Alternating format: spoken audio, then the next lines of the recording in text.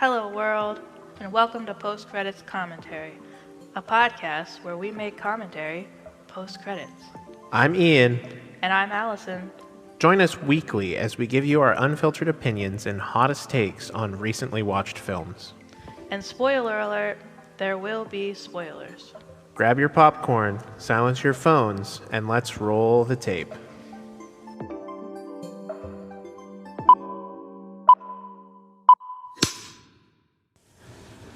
Hello, everybody, and welcome to this week's episode. Today, we're going to be talking about the new action-packed F1 movie that just recently hit theaters. This movie is about a driver named Sonny Hayes. He's a former Formula One driver who had a career-ending crash at a young age. But when his longtime friend is struggling to get his F1 team going and is on the verge of collapse, he comes looking for Sonny and says, "Hey, I need another driver. I got one young guy, but he really needs a mentor. Can you help me out?" Sonny, of course, goes to help. And then the film kind of follows the dynamic of these two drivers as they kind of butt heads a bit. Features a lot of action-packed scenes and is a great look into Formula One racing. Is that a hint at your non-spoiler review? Your initial thoughts? Great look into Formula One racing? No, I don't know anything about Formula One racing. So how do you know it's a great look? Looked great to me. I also know nothing about Formula One. And I think it's a little bit of a disadvantage in this movie, in my opinion, not having that knowledge. I think the movie does a terrible job explaining kind of some of the rules that are going on, one of which is fundamental to the climax of the movie, and there was just zero explanation. It didn't make sense to me.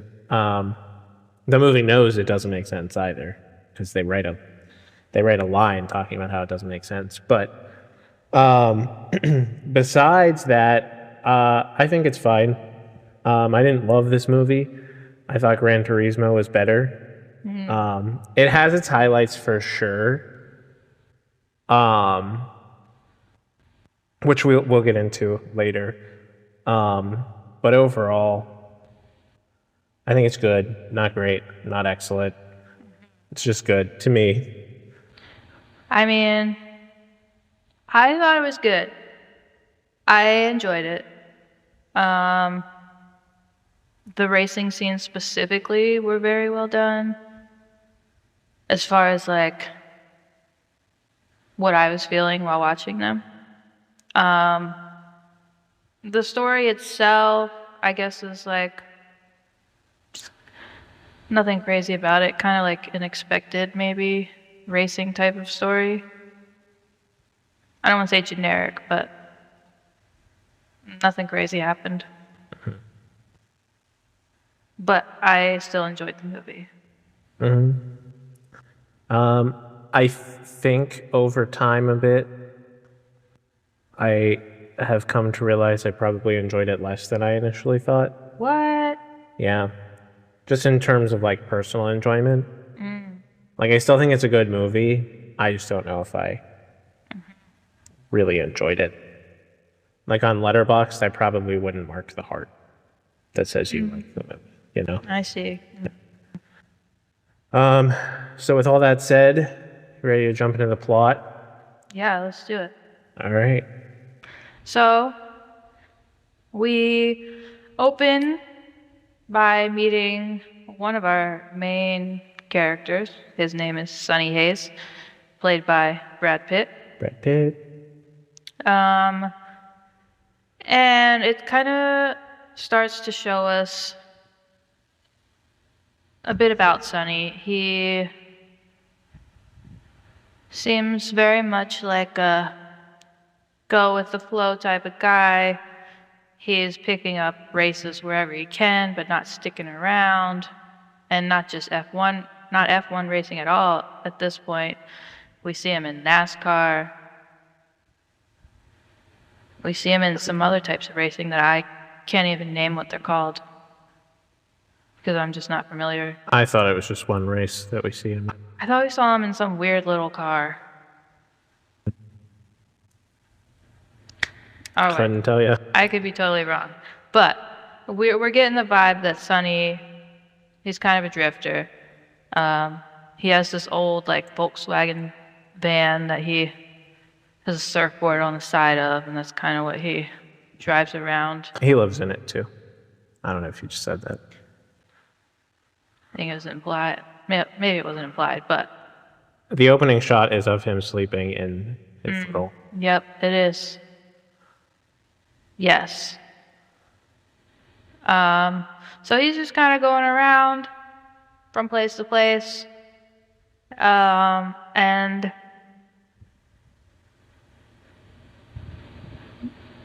while he's going around, even though he's living on the road, still got to do some laundry. So he goes to the laundromat. And there, he is approached by, what was this man's name? Ruben Cervantes. Ruben. He's approached by Ruben. And this, I think, was actually kind of clever. The way he approached him. I really thought this guy was, about to mug him or something. I don't know.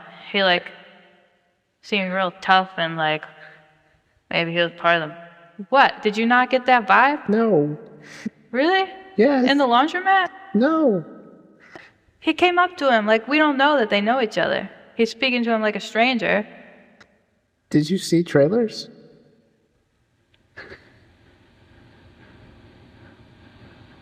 Yeah, but I didn't make that connection. Please continue. I Well- don't mean to laugh at you. Maybe this is part of the reason why I enjoyed it more than you. So it's given the impression that they don't know each other, and this is just some guy approaching Sonny at the laundromat very aggressively and intimidating, and I'm like, oh man, what's about to go down? But then it's quickly realized it's a joke, and they are old friends. So Ruben is played by Javier Bardem, who I think I've seen him in a couple movies now. I think he's great. I also think he's fantastic in this movie. I think he's easily the best character and also probably my favorite Whoa. my favorite performance.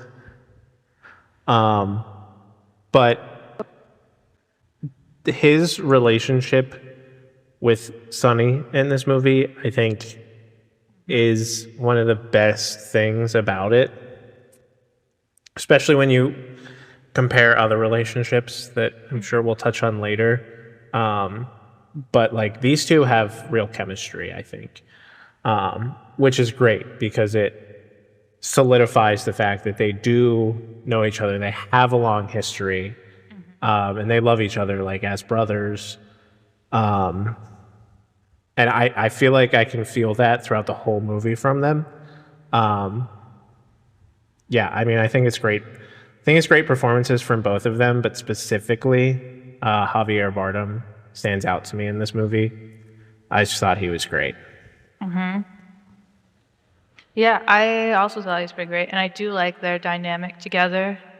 And as the movie goes on, we kind of learn that they both kind of started in Formula One together when they were very young. Former teammates.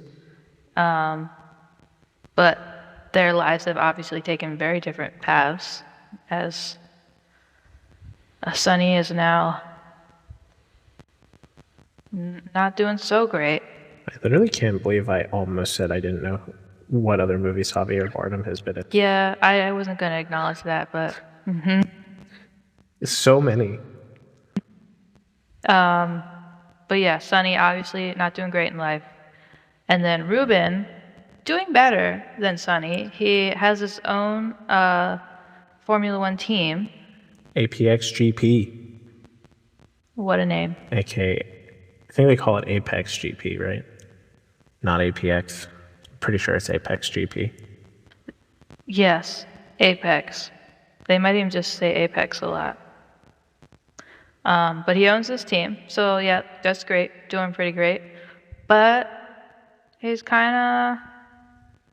he could be doing better. His team isn't doing the best. I'm pretty sure they're like the worst team at this point. He's got one driver, a young kid who has potential, but he's young, and he's having trouble filling his second seat. So he finds Sonny, and he's like, "Hey, I could really use you. Would you like to come have my second seat? Be my driver?" And you can see Sonny's kind of like hesitant. Like, this isn't like the best idea in the world to him. Which we later on learn that Sonny, when he was starting out his career in Formula One, had a very devastating crash, which was essentially career ending for Formula One. And this was while he was a teammate with Ruben. And so I think that's where his hesitation is. But their friendship is kind of the one where that he would do anything for Ruben. So he reluctantly says yes. I think he even goes so far as to say that, like, Ruben knows how he feels about going back to F1. Like, it's very much implied that he doesn't want to come back because of the injury that he sustained, which the audience at this point hasn't really seen. Yeah, I don't know if we've seen like a back shot. Yeah, there's glimpses at points when he's driving. Like, I think it opens. Doesn't the movie open on like a dream sequence, kind of? Which you can't tell it's a dream at the time, but I think it's every time he sleeps, he has dreams about it. It did open that way, because then when he wakes up, he kind of looks over next to his bed. He had a picture of him and his father as racing, so it's like establishing his racing history. Yep. Jinx. But yes, he eventually decides to join. He has this moment with like this random diner waitress where he's like, if you had this seat in first class and an opportunity, what would you do? She was like, well, what's the money? He's like, it's not about the money. And she's like, well, what is it about? And then she walks away. Which kind of becomes like a lingering question in the whole movie, I feel like. Yes. It is not immediately answered for us. It is answered at the end of the movie. And then it comes back at the very end of the movie in one of the stupidest endings of a movie I've ever seen. Well, we'll get there. Yes, we will. Also, one thing about this diner scene that I liked, it's like a diner like at a truck stop or something. And so up at the bar of the diner, it has a sign that says drivers only, meaning truck drivers. Like, this is where you sit. But Sonny's sitting there because he's a race car driver. I don't know. I just thought that was cute, clever thing. And also, like, a little foreshadowing that Sonny doesn't follow the rules. Yeah, he's a bit of a jerk. Yeah? In terms of rule following and just in general. And then we meet the team. So Sonny decides to, as we said, take up Ruben's offer, and he goes and he joins F1. He meets the team. Kasper Smolinski is, like, I guess the head of the team. Again, I don't know anything about F1. But he meets three people. Casper, who seems to be the boss, kind of like when they're racing, he's kind of making all the decisions real fast. The technical director is Kate McKenna, and then the head of the pit stop is Hugh Nickleby, I believe, is his name. Hugh. Hugh. So we kind of meet the three of them. I can't really complain about any of them. I think they're all great in their own way. They all kind of have their own wants and desires when it comes to like out of this team.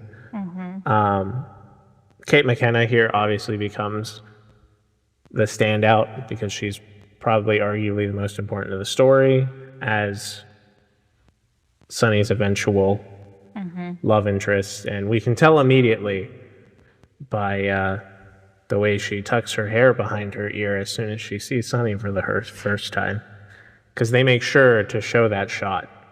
So there we're hinting at it. We also meet Joshua Pierce, who's the rookie driver. Yeah, this is like one of our second main characters. And he is played by Damson Idris, who I don't think I've seen before. I also, if I have seen him, it's in like some like less mainstream like British TV show. It's not in anything big. He's on Black Mirror and The Twilight Zone. There we go. But never saw him before. I thought he was pretty strong performance. Yeah, he definitely played the part well of what he was supposed to be.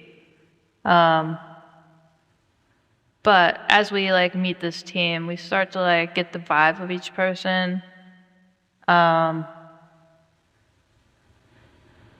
Like Casper, the head of the team. You could tell he's the head of a team. He brings in his kids when we first meet him. His kids are there, and he's just letting them climb all over this F1 car, worth so much money and not a care in your world. But that's because he's in charge. Until he sees the boss Ruben coming, and then he's like, shoo away, kids. And then Kate, obviously, the brains behind the car a bit. I feel like we don't get a whole lot from her right away. Well, I think definitely not right away. But Kate is interesting because I think she's really easy to root for as the first woman tech director in F1, which does kind of make me wonder if there is currently a woman F1 tech director in F1, or if we just... If there's any F1 fans listening, let us know in the comments. Yeah, like, is that still not a thing? Did a semi-fictional movie do that first? Let us know. But I think she's easy to root for, and she's honestly the one I think that I found myself most drawn to. In terms of like all the time she's working hard, and like you can tell that she like really cares about this opportunity and wants to prove the world wrong, which like they all do, but in terms of it's personal for her. Yeah. And then we have Hugh, which I feel like Hugh is one of like the lesser side characters, but you can still get a vibe of him. He's kind of like the what do you call it? The veteran, sort of the team. He's been there a while, and you can just tell.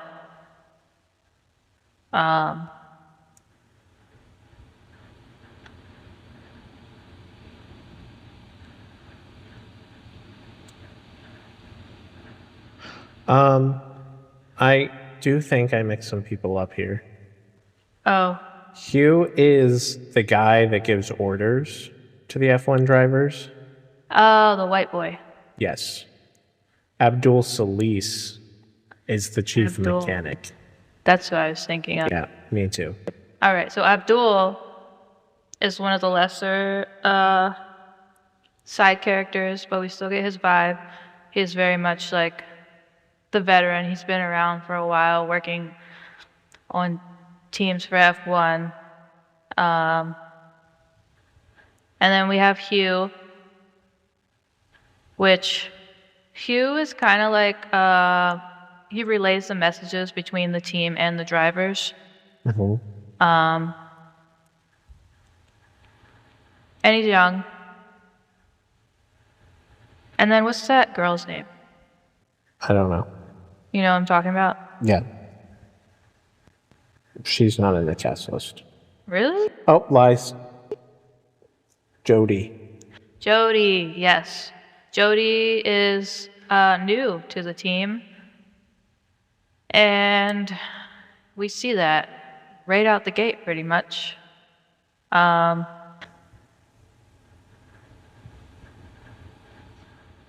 do think Jody and Dodge is the chief mechanic's name. I think they probably could have been the same character. Dodge. Yeah, the chief mechanic. Played by Abdul Salis. Oh, I think they probably could have been the main character. Or the same the character. same character. Like, I just don't... No. Yeah, them separately doesn't really add anything to the movie. They're literally the opposite characters. He's the one who's been there all this time, and like you can tell when sometimes they're making decisions, you could see that he doesn't agree, but like because he's been there so long, because he knows what they're going to decide is not good, but like he doesn't feel like he can stand up to the big boss and say no. Whereas her, she's brand new and keeps making stupid little mistakes. I don't know. I didn't see them as the same. No, they're not the same character. They could have been the same character. You Yeah. could have taken all of their characteristics and made it one character. That would have been more interesting. I don't know. Because neither one of them really does anything. I don't know. I could feel Dodge's point of view, and I liked it. Jody's single most important scene is that she tells Brad Pitt to stop standing up for her. And then she disappears from the movie entirely. Until she like randomly appears at pit stops. Yeah, but like we start out with her like doing pretty terrible and messing stuff up. Yeah, and At that the end could have been Dodge. of her, no, but he can't be because he's the veteran. He doesn't make those mistakes. And you need to have all these characters because of the ending where they all come together and do those runs together. Yeah, I still don't see it. Well, we can disagree on this. Yeah, I don't think Dodge and Jody need to be two separate characters. And then our second main character, Josh Pierce, the other driver. Young guy. Feels like he is kind of a know-it-all. He knows he's good. He has a bit of an ego. Likes to play it up to the media. He is kind of everything that Sonny is not. Mm-hmm. And Sonny is everything that Josh is not. Mm-hmm. I'm just going to get ahead of the train. I found neither Sonny Hayes or Joshua Pierce a likable character at all. I definitely didn't find Josh likable. There's especially one part that we'll get to where he didn't do what I thought he was going to do, and then I probably would have liked him. Like I was expecting this arc, but it like started to arc and then it dipped down and then arced at the very end for him. So like that kind of, I was like, eh. I understand his role, which probably means he acted well for people not to like him. But I think this is the point. Sunny, I don't know. There's something about Sunny that I like. I don't really know what it is though. Because he is similar in that I feel like Josh and Sunny are both arrogant. Like they think they're right. But the way they give it off is very different. I feel like Sunny is more casual and joking about it, whereas Josh is more like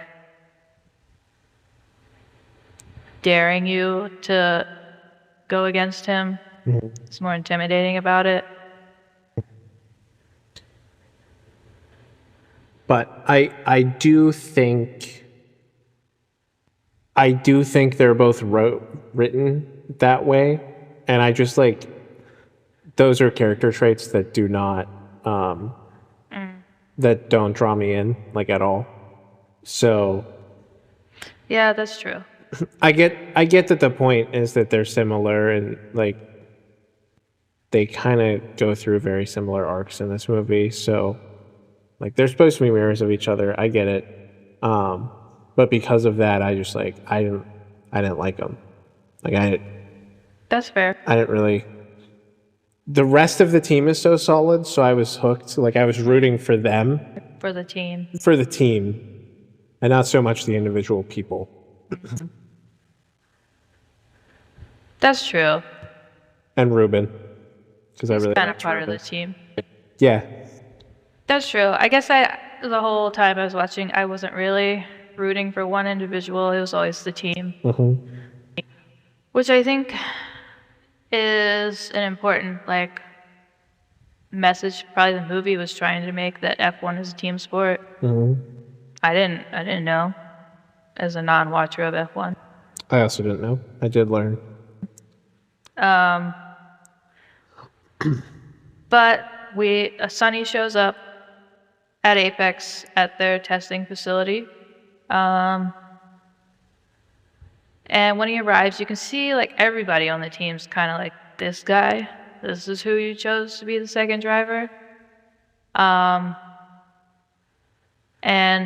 immediately Sunny gets in an F1 car for the first time in, I don't know, like 30, 40 years, something like that. And he takes it for a spin. Did we mention that the team will be sold if they suck the rest of the season? I don't think we specifically said it, but we said that Ruben was not doing great. Yeah, I think it's all established at this point that they're going to sell the team if they don't turn around, which is why Ruben specifically went to Sunny, because he thought Sunny could help out and not lose the team. So again, everyone on the team has like kind of their own ambitions that leads them into working together on this team, and that includes like the owner, Ruben. So yeah, Sonny's driving the car. He's trying to get it to go faster, and he eventually crashes out. But he does sign, because I guess he completed a lap. What he does do, though, is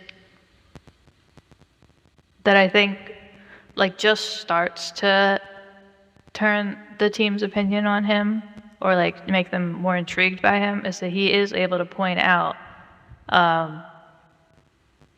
some of their weaknesses with the car.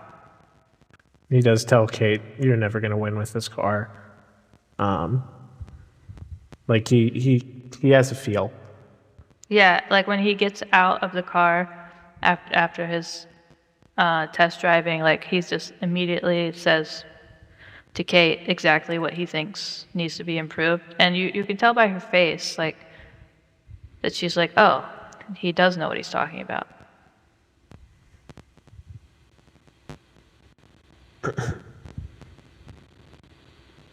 So we get to the first race. Joshua and Sunny really don't like each other.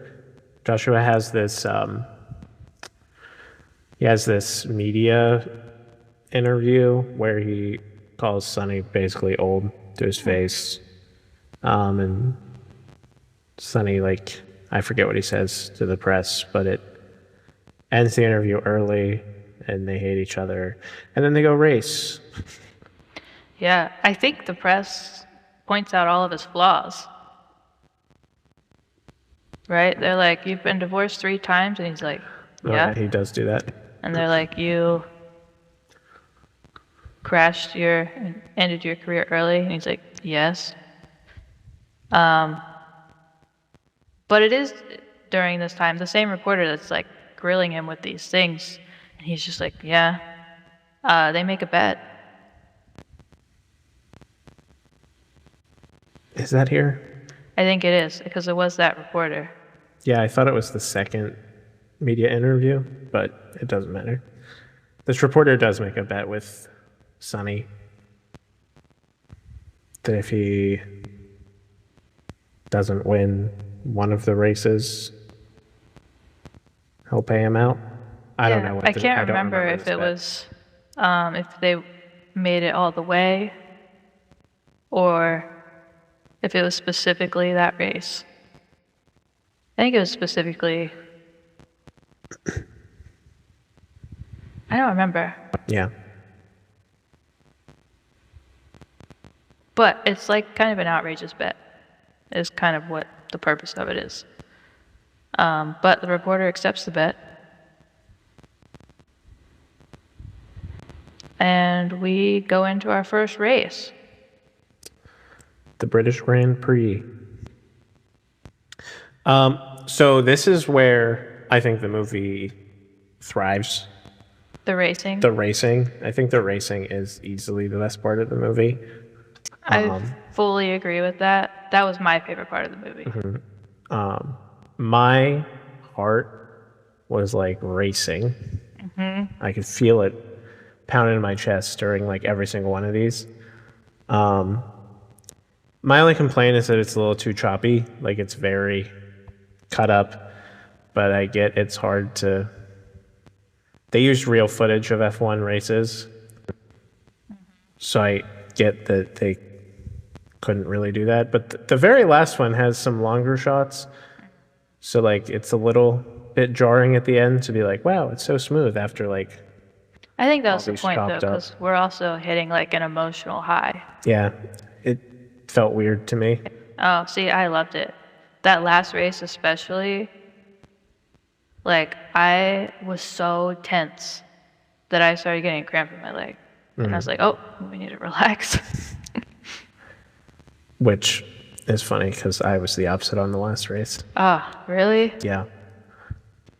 But we'll get there. But this is the first time Sunny and Josh are racing together. And also the first time the team really sees how Sunny is in a race.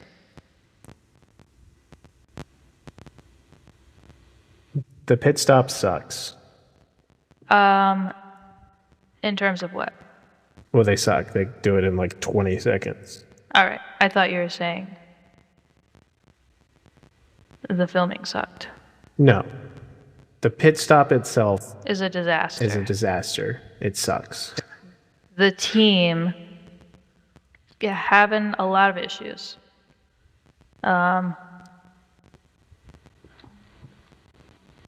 Jody, that's her name, right?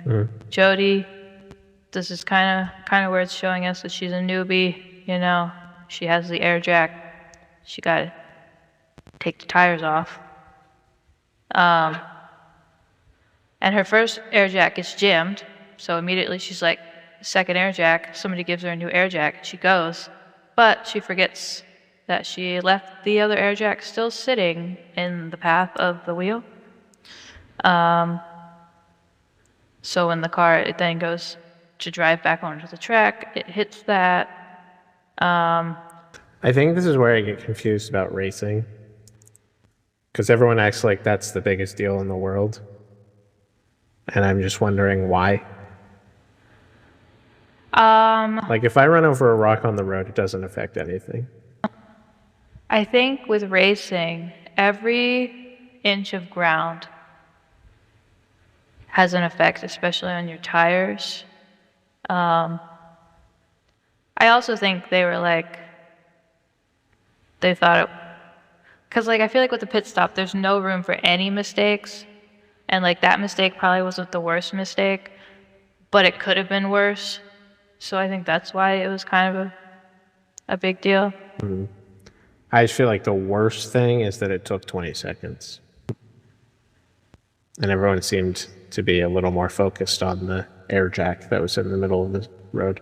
That's true. I can't remember if it affected the car in any way. Yeah, couldn't tell you.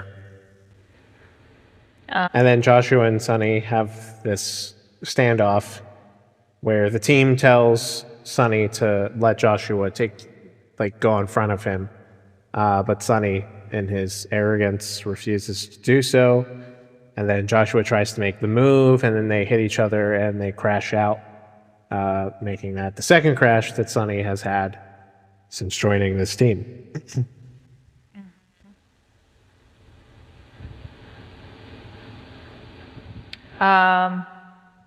So this is really establishing that Josh and Sonny don't like each other. Yeah, because then Joshua comes back and kind of starts yelling at the team. Yes. And Sonny's like, nah, not on my watch. This is also where we kind of see that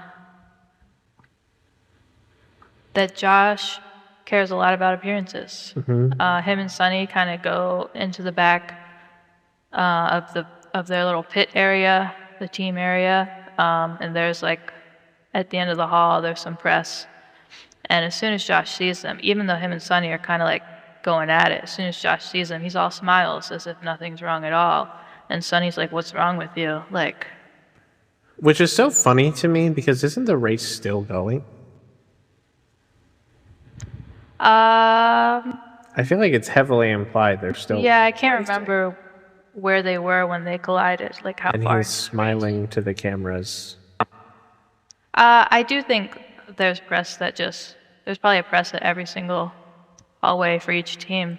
Yeah, but like, why would you smile to the camera? I'm with Sonny on this one. Why would you smile to the camera after you both got in a crash? Yeah, no, I don't understand it either, and I think that's why Sonny is like, "Why? What's wrong with you?" He's just more concerned about making sure there's good shots of him. My frustration with Sonny is that he is right 90% of the time, but he knows he's right and he acts like a main character. A jerk the whole time. And I don't think that knowing you're right is a good reason to be a jerk to people. Yeah, I think that's my issue with him here. I get that. This whole movie. I do get that. Although he wasn't right with the crash. That was his fault. That's true. He should have let Josh pass. But we move on from that race. And I don't really think a lot happens between that race and the next race. I'm pretty sure all that happens is that Sonny tells Kate that they need to re-examine the car. But Kate says, "You're going to have to finish a race first, and then I'll hear you out." Yes. So then we go to Hungary. And this is, I think, where we really kind of see that Sonny likes to go on the offense with driving. The defense? I would consider what he does here offense. Okay. He clearly is attacking. Yes. He doesn't play it safe. He almost exploits the rules of racing. And he does this by causing himself to spin out or something like that. Just little things that end up delaying delaying the race just enough, making cars slow down while the safety car comes out, just enough so that other drivers are pitting because they think there's less of a chance they'll get behind since everybody's forced to go slower. But then they can leave Josh out, so he will slowly start to get ahead. And he does this a couple times with different things. So this is one of the moments where I felt like the movie probably could have explained a little bit better what was going on, because I was confused why breaking a car at all was not against the rules. Because, like, why would you be allowed to just, like, break a car? I see. Just, like, race. Like, you know, like, Sonny purposely breaks pieces off of other people's cars to make them crash. And I feel like that's a weird rule to not have. Nope, that is a rule that's had. But we knew he was doing it on purpose. But I think he was doing it in a way that didn't seem on purpose. Like at one point, instead of pitting because his tires are about to blow, he keeps going. So then his tires blow, and he ends up hitting a car because of it. So, like, I think my issue is 4 times in the same race, it becomes a little bit apparent. That's fair. So I feel like maybe my suspension of disbelief here was a little bit broken by this point. That's fair. Yeah. I kind of feel like it's a similar way to like when you're watching like football or something and you know like there's certain players that are more aggressive and they kind of toe the line of legal maneuvers. I kind of feel like that's just what people start to think about him, that he's just this aggressive form of driver. But I do agree that like if you know nothing about racing, it is like they don't explain the rules. The only reason I know some of them is just because I know a little bit about NASCAR, but I still was confused on some things about Formula One. Like, I don't think they explain really what a safety car is. It's there kind of, because the movie during the racing scenes has a narrator. It's as if you're kind of watching it on TV, and the narrator is kind of explaining what's happening. In my opinion, the narrator is a little too, because it's like you're there. So there's like this reverb echo effect on his voice that I found it difficult to follow as someone who didn't know what was going on.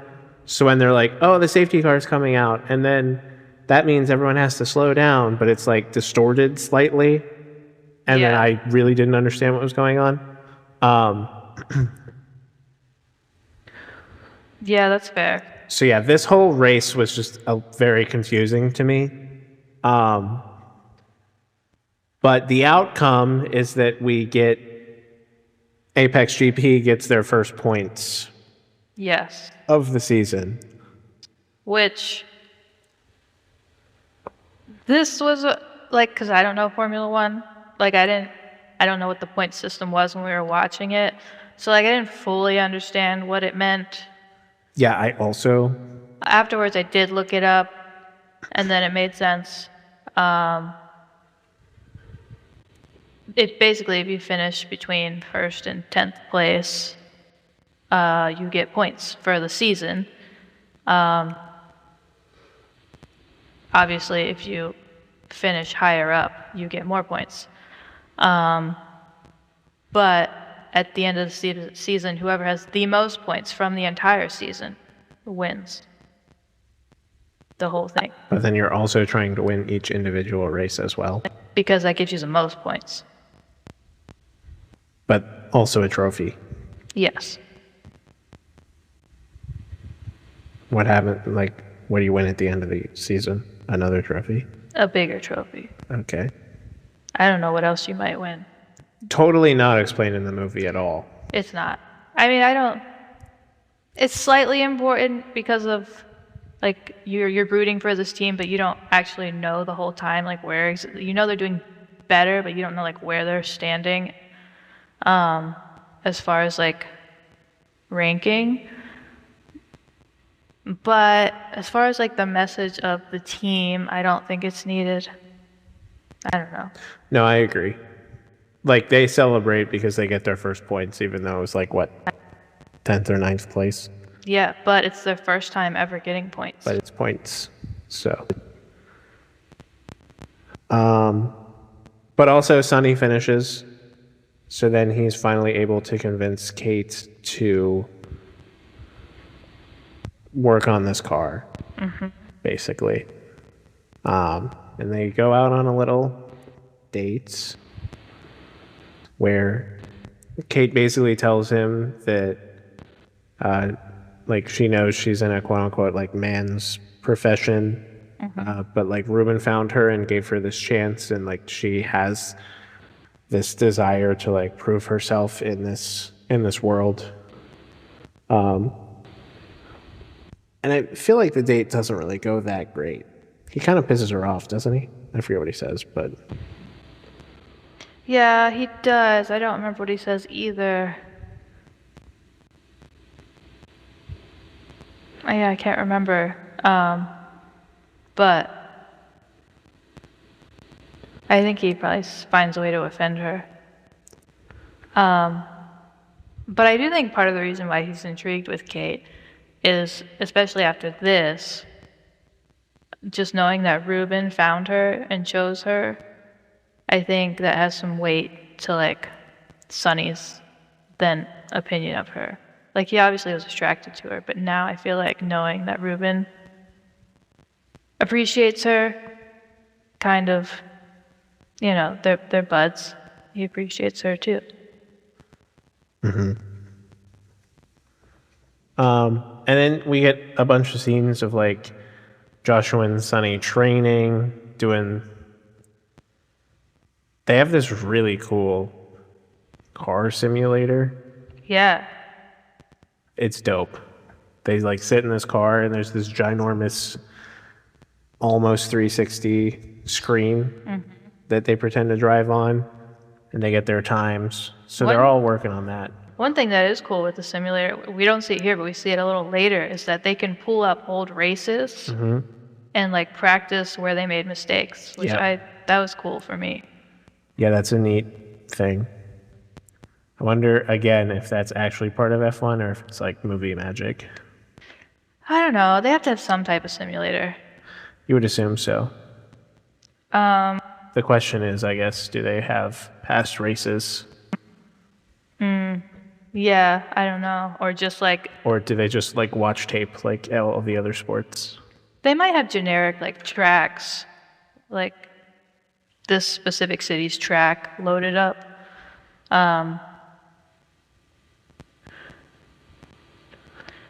One thing to mention also, though, is that with these races, each time they kind of have like a session where they talk before the race, the whole team, and come up with like a plan A and a plan B for the race. So like plan A is like obviously the optimal plan. If something goes wrong, they'll switch to plan B to get the best outcome of winning and placing for points. But as Sonny has been driving, he's been coming up with plan C's, which nobody knows the plan of plan C except for Sonny, and he doesn't know it really until he's driving in it.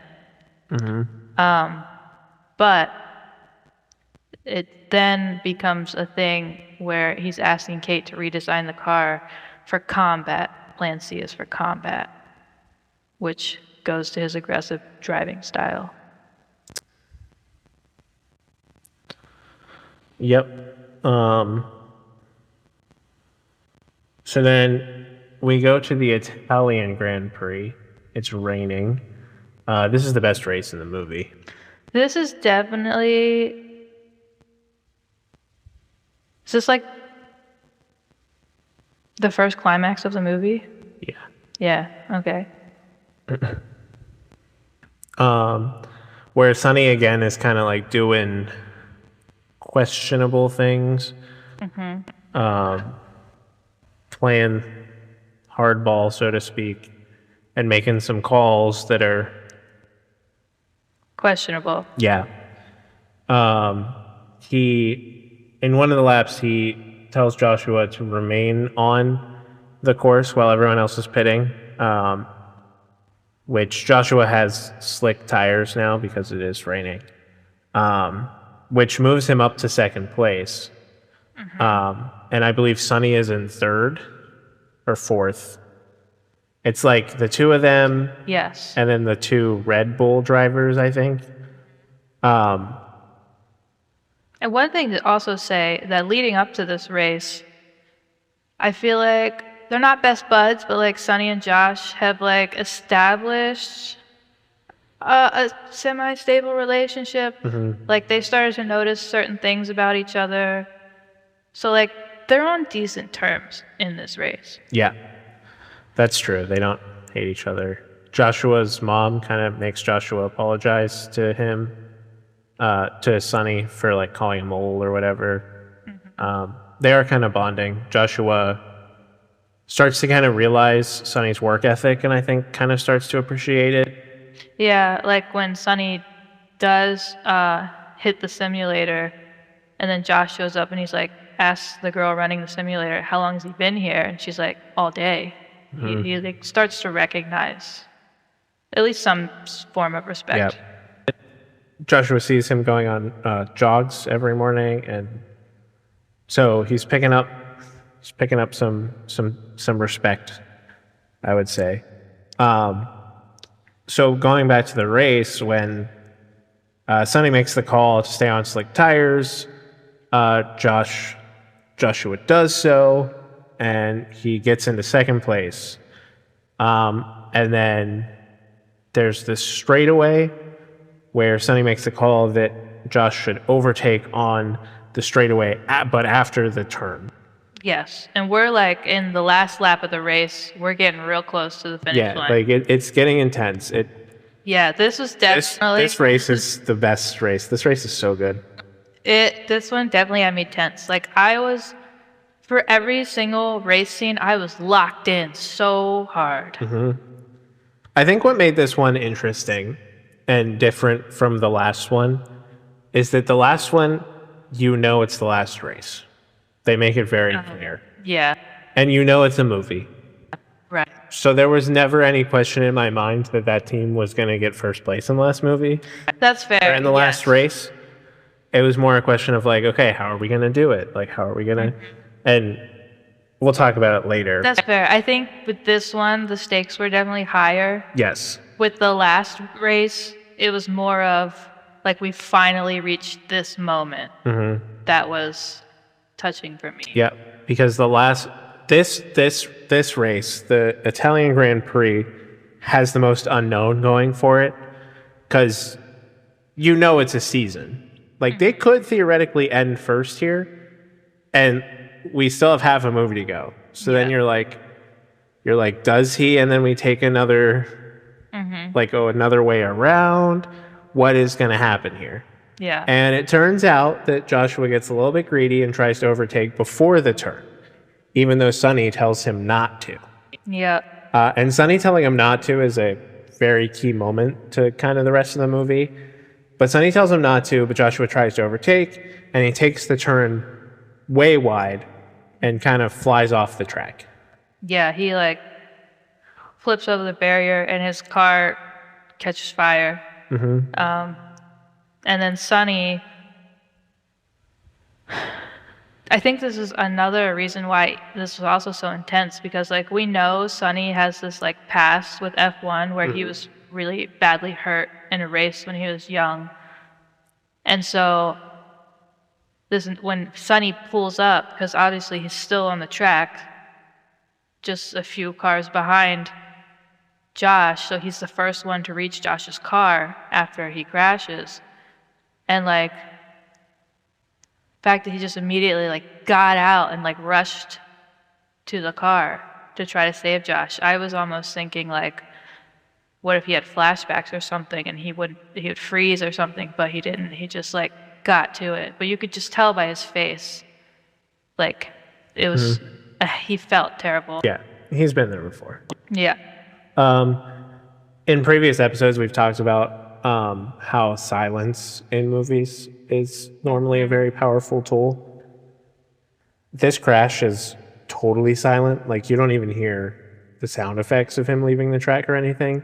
Yeah. Our theater was like, oh my God. Uh-huh. Like, this woman next to me was like, as this car flies through the air in dead silence.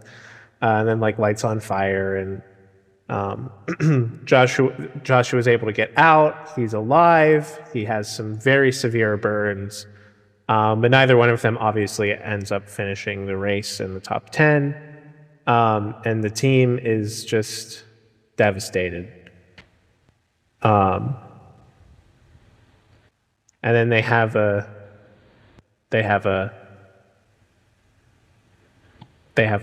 press conference with Yes. like Ruben, I forget who else, and Sonny's there, and I think Kate. It might be Kate, or Kate might be in the back. It doesn't matter. And this is where people kind of blame Sonny for the crash. Like, people are thinking it's his, because he's been playing everything a little loose. Yeah. That his looseness is what's responsible for this crash here. Yeah, they think that like forcing Josh to stay out on the same set of tires and them having essentially no traction by the end, they're thinking that's what the reason why Joshua crashed. This, I want to talk about, like, this moment is such a good moment for both of them. Because it does, like, it's a turning point for both characters, I think. And I kind of wish the movie held to this turning point, because I think they both kind of eventually slip back into their old characters for a little bit, which is human. It is human. I should make that very known. But my issue with it comes later, when we kind of repeat this entire scenario. Oh, yeah. This is kind of where I felt like Josh's character, like I thought we were reaching like a big arc, but then he kind of regresses back. Because obviously Josh knows he turned early and that he is the reason he crashed. But Josh doesn't share that information right away. He hears his mom. Yes. Like, he's awake and he hears his mom He's in the hospital right after the crash, and his mom asked Sonny to step out of the waiting room into the hallway with her so she could have a word with Sonny. And she lays into Sonny, blaming him and like making it clear to him that that is her son, and should anything happen to him, that she's coming for him. Sonny does take this like a champ, I will. Yeah, he didn't. He knows it's not his fault, but he takes it because he knows that she's a grieving mother at the moment.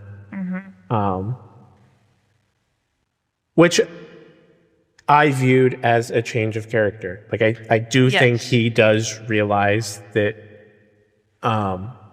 Josh is a talented kid, and I think deep down he does think that like his looseness of the rules does play a little bit of a part in this. Right. He does have slick tires because he told him to stay out there. So like he does. I think he does think he's a little bit to blame here. Yes, and I would probably agree with it a little bit. They are doing a more aggressive driving style, which has more risk. But I think also as Josh's mom was laying into him, I think he also was like realizing that like until now, F1 was also taken away from him, and he came very close to dying because of it. So I think it was also a reminder of that for him. Yeah, for sure. So he didn't say anything back to Josh's mom. He didn't tell her that Josh turned too early. He just took it.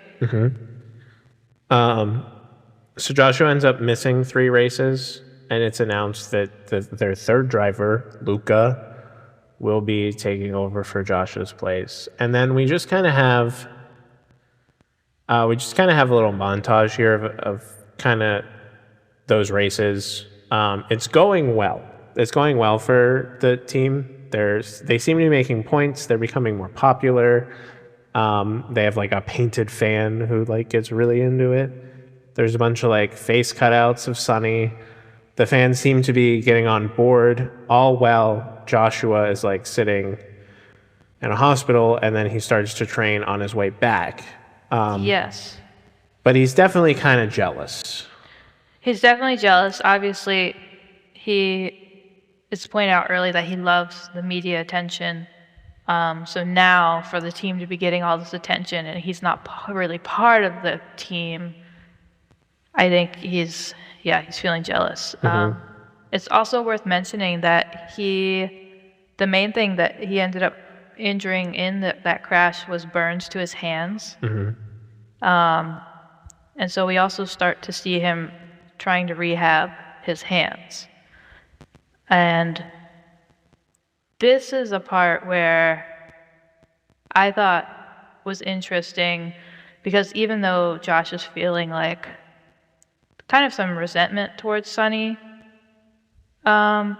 he does start to take up on Sonny's practices. So like for Josh to test his reflexes, usually he would have this machine that lights up and he would like hit the lights as fast as he can. But for Sonny, when he wanted to test his reflexes, he would take a tennis ball in each hand and bounce them alternating against the wall. And so Josh, frustrated with his rehabbing for his hands, starts to also take up the tennis balls. I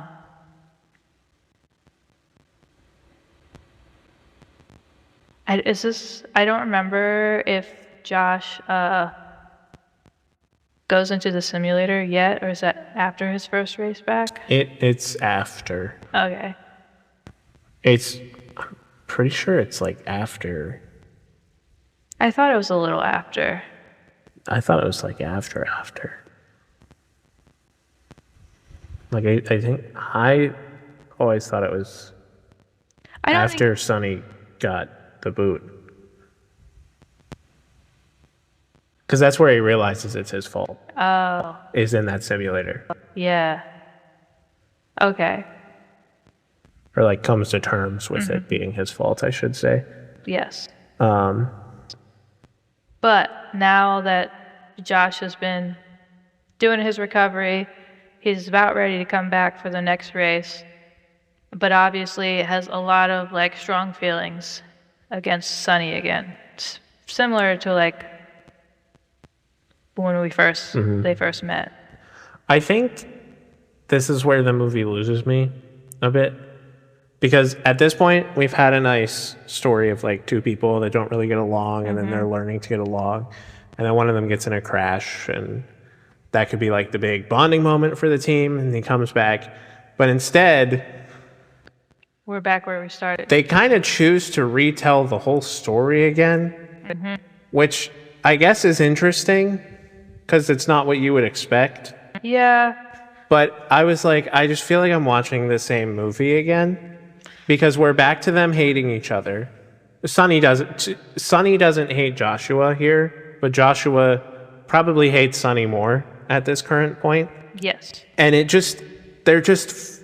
feel like they're just flipped in terms of like who's doing what. Because like in this next race, the Belgian Grand Prix, Joshua's the one being aggressive and Sonny's trying to like scale back. Whereas in the first race, the first couple of races, Sonny's the aggressive one. So like they've completely flopped. Yeah. They flopped, and it kind of frustrated me that I just felt like. Yeah, I go back and forth with it because it's definitely not what I was like in my mind predicting would happen. I thought this was like our big arc, and then it would finish out pleasantly. So it's definitely unexpected. So I don't know, because on one hand, you don't want a predictable movie, Right. but I don't know. Like,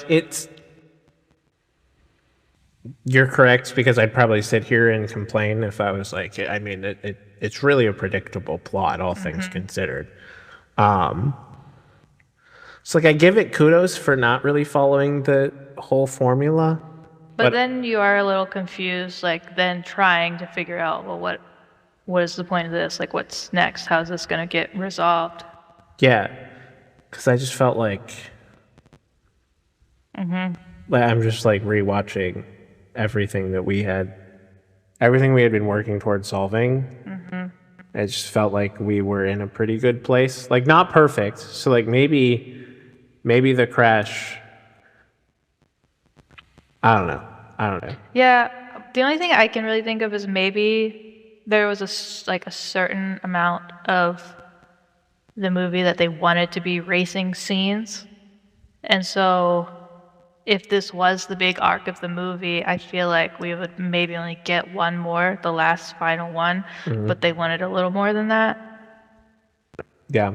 I think it's just like, it's a long movie. It's like 2 hours, 36 minutes. And I feel like there's something in here at this point onward that probably could have been cut. But I hate saying that because it probably means that it's a race, and the races are the best part. That's the only thing I can think of. So, moving on to the next race, as I said, Joshua is the more aggressive of the two drivers at this point. But he collides with Sonny, forcing Sonny out of the race. Sonny crashes this time. And Sonny is pissed at Joshua. And then, again, very similar. They have this altercation, like outside the changing rooms where there's press, and Joshua's still smiling and all this. Yeah. And we're just like back to the beginning. It's just another weird moment where Josh is just smiling for the camera, but like everybody just watched him and his teammate like not getting along, but he didn't care about that. Yep.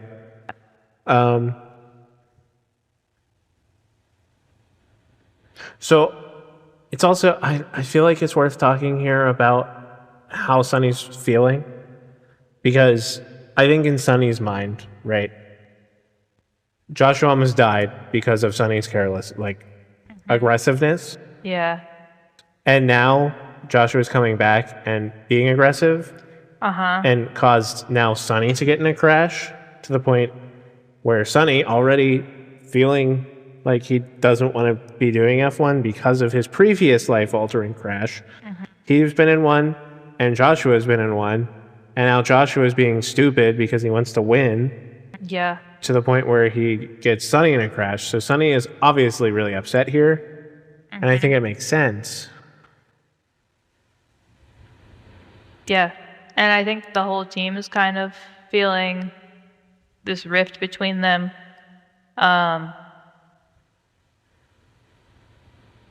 That they aren't going to figure out themselves.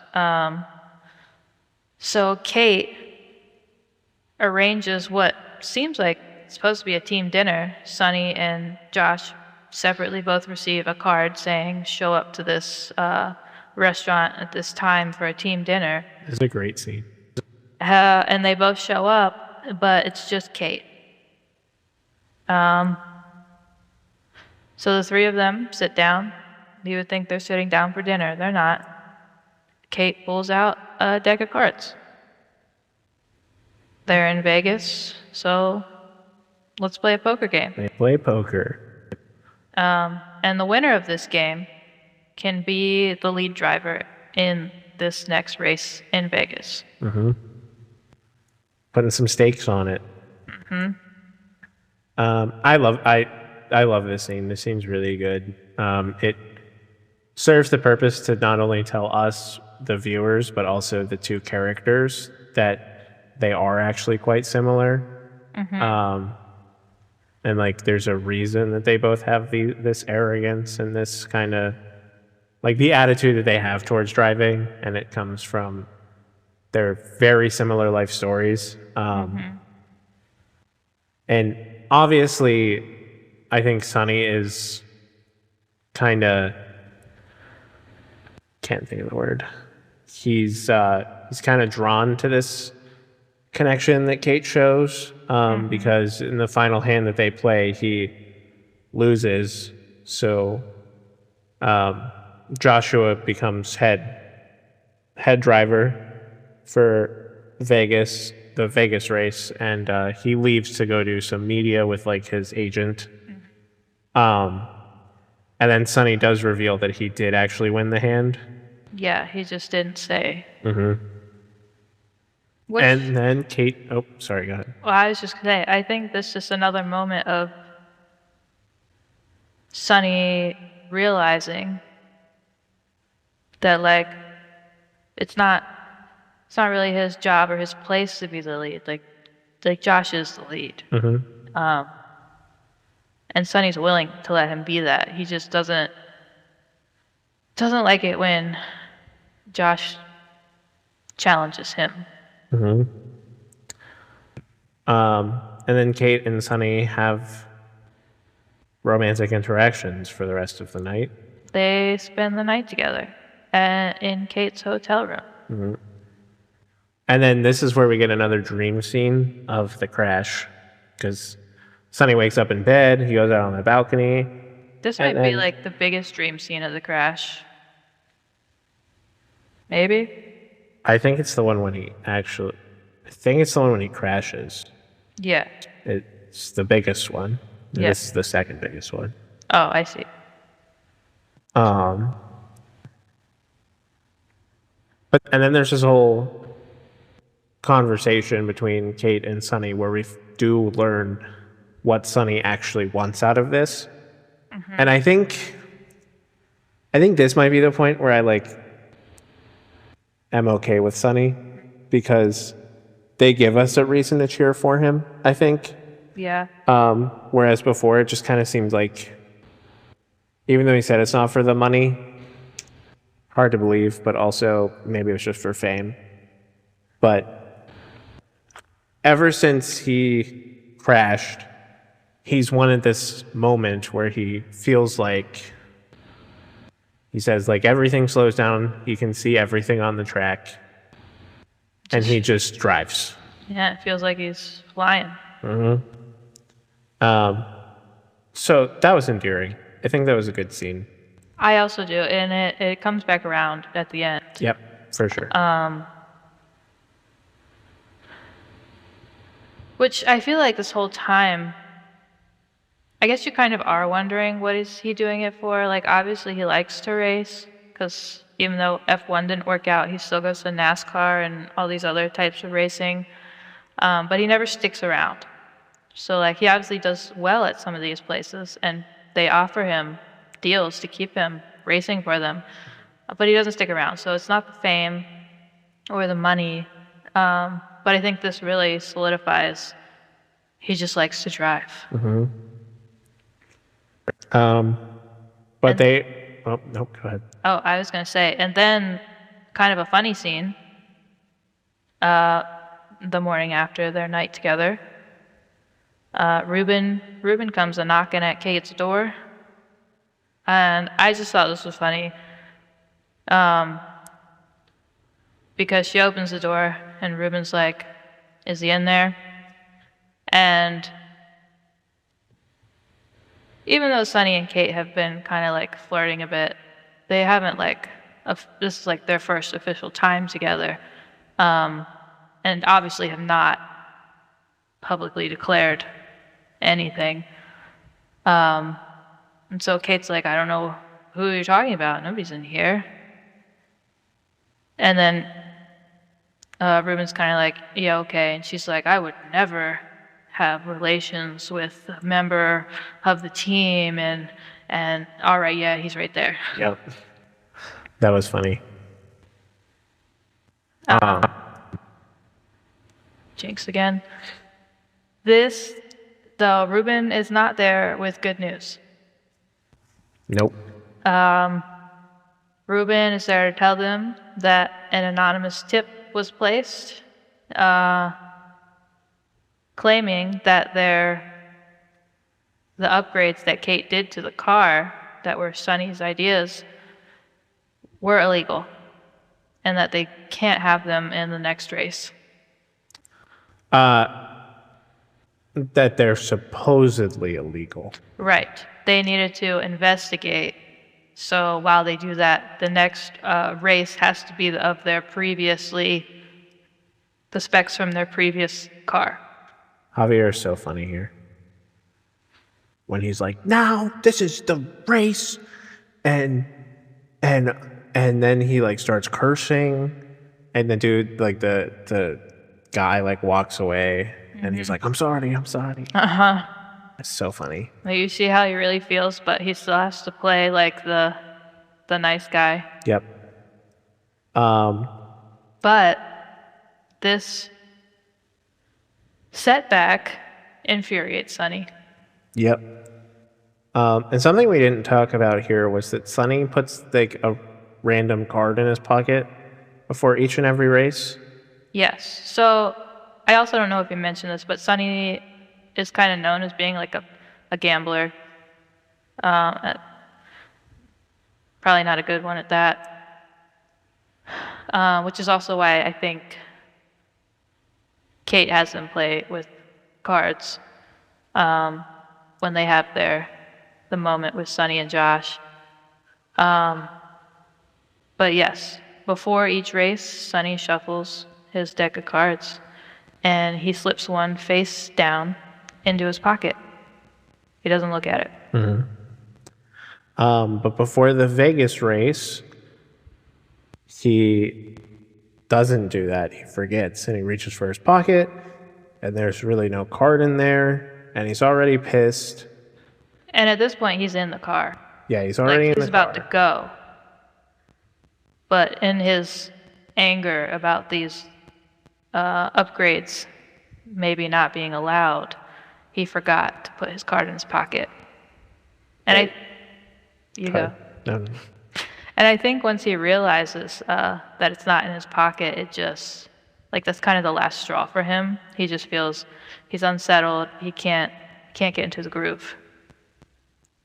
And he drives like a maniac. Yep. In the words of Ruben, he's driving angry. Yeah. As soon as Ruben, because they're trying to talk to Sonny during the race, once they realize he's kind of just like doing his own thing. Yeah, totally ignoring them. And not even like trying to help out Josh and like that type of aggressive driving, just full throttle, cares about nothing type of driving. And Ruben just sees it and it's like he's driving angry. Like he is familiar with this version of Sonny. And he's driving so angry that he crashes. Crashes pretty hard. Mm-hmm. And again, here is where I was like, okay, now the other one has to get in a crash. Like, really? Mm-hmm. Like, he already had a crash, so I feel like he didn't need to have a second crash to learn the lesson. That's true. I don't even know what the lesson is for him to learn here.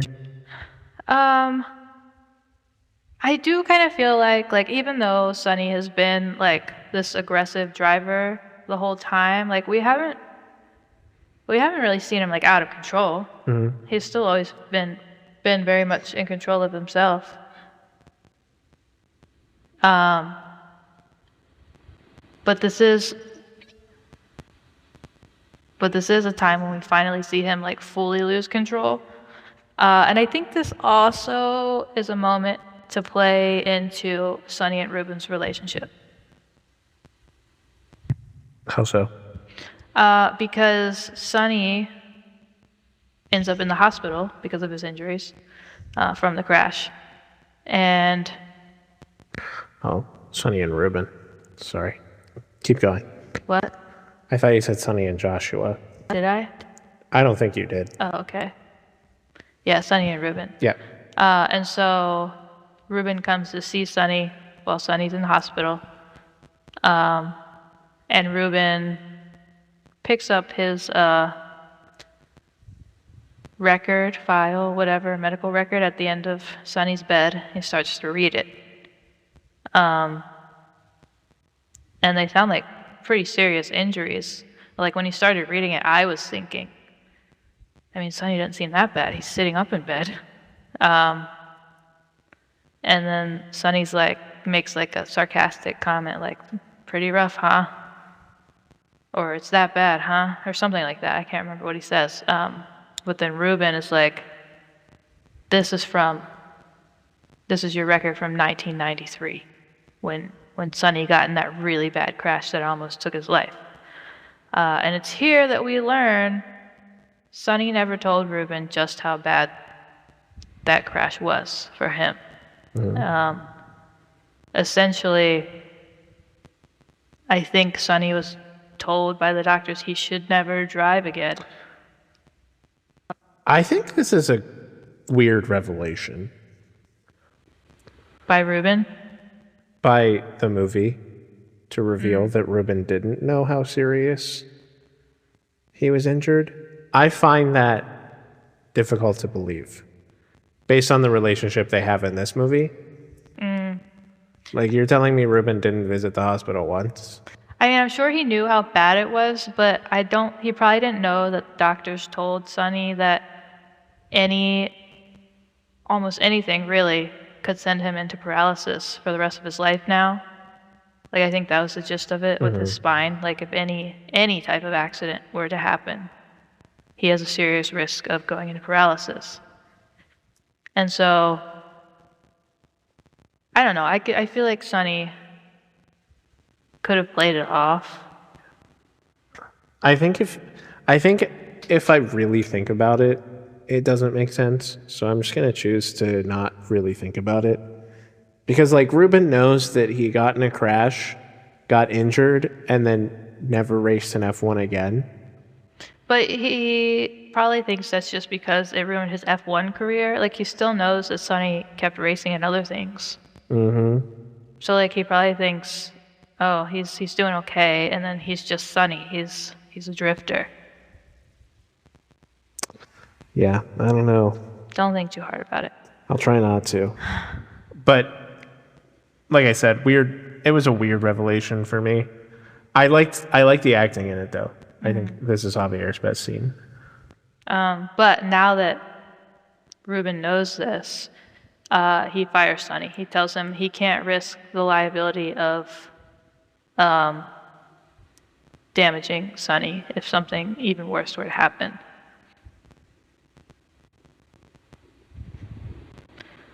And then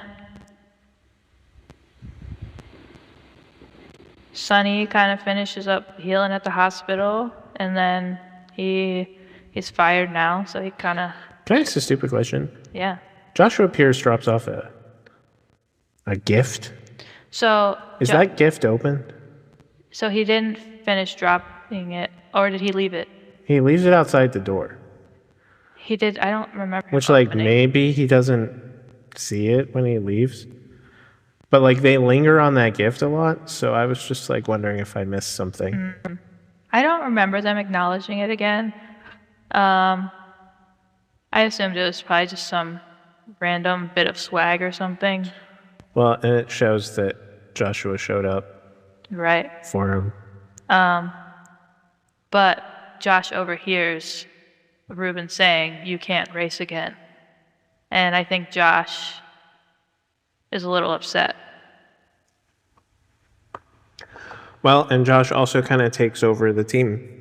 Like, he goes on the jogs with the team, Yeah, so Sonny used to.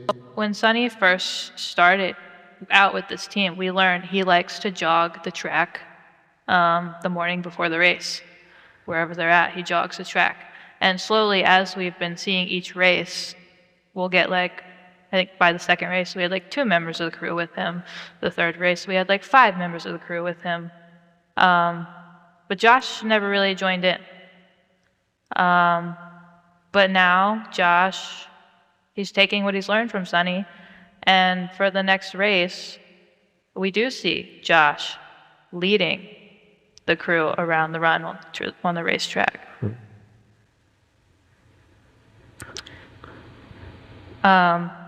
Another thing that's kind of been happening this whole time, we established that like the reason this season is so important for Apex is because they are at risk of being sold out because they were doing so poorly. And so we kind of see little snippets here and there of Ruben talking to like board members who are board members for Apex and like reassuring people and making sure they still have like deals and things like that, like the logistics side of the team. And one of the people on the board, his name is Peter Banning. And Peter is, I feel like we're introduced to him a couple times at this point. He's kind of just part of the board.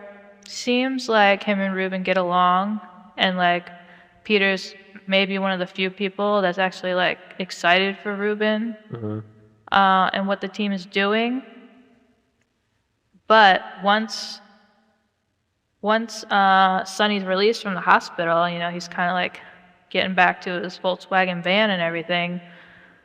Peter Banning approaches him and wants to offer Sonny a deal. Yep. He has a plan to... He wouldn't be buying, right? He'd be selling. He just wants the money. He wants Sonny as a driver. So he wants... That was not my takeaway at all. Oh, that's the money he's offering him, for him to be his driver. I thought he just wanted him on the team. I didn't think it was as a driver. Oh, that's right. No, you're right. He wants him to be like the head of the team. But basically, he wants... Peter's... What is Peter trying to do? Sell to himself? Or does he want to buy? That's what I'm confused here. Okay, so... Because he does offer him a spot on the team, but yes. My understanding was that he was selling it. Yes. No, that's right. So this whole time, Ruben's trying to save Apex, and he thinks that Peter is on his side with this. But Peter thinks they will get more money if they do terrible this season. Ruben gets fired. Peter kind of takes Ruben's place, sells the company to a different brand, basically. And then Sonny would then be like the head of the team for that brand. So it's like the same. But the key here is that Ruben gets fired. And then Peter would basically move up to Ruben's spot? Yeah, Peter would be like head of the company for the car, and then Sonny would be head of the racing team. And everyone else would kind of lose their jobs, right? Yeah, unless they brokered some type of deal with Peter as well. It's also revealed that he was the one that put in the anonymous complaint about the cars. Yes, the upgraded car. I feel like there was at one point, I don't know if it's before this or not, where we see like the team like kind of like getting back on track after this while Sonny's not there. And somebody says that the complaint was an inside job, like that the files came from somewhere from Apex. But that's kind of, they don't really dig into that. I think it's just more for the audience to think, oh, we have a traitor among us. Who could it be? But Peter, in offering this to Sonny, is like, well, yeah, obviously that was me. He did it on purpose so that they would start losing, so that Ruben will get fired. And Sonny kind of makes it seem to Peter that he's interested in this offer.